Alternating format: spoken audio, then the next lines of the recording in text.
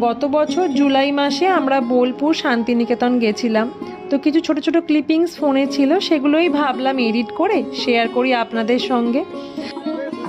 সত্যি বলতে শান্তিনিকেতন জায়গাটা ভীষণ সুন্দর, পুরো শান্তিনিকেতন সবুজে মোড়া।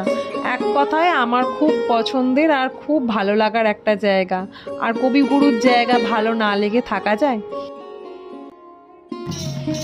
এখানে বাউল গান, সাঁওতালি নৃত্য সব মিলিয়ে আলাদাই অনুভূতি।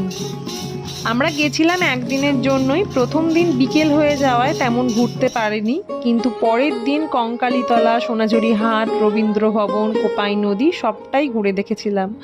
পরের বার গেলে আপনাদের সাথে সবটা ডিটেলসে শেয়ার করব ভিডিওতে। আসলে তখন তো ভাবিনি যে ব্লগ করব কোনো দিন, তাই সেভাবে ভিডিও করা হয়নি। ভিডিওটা ভালো লাগলে একটা লাইক করে দেবেন। টাটা।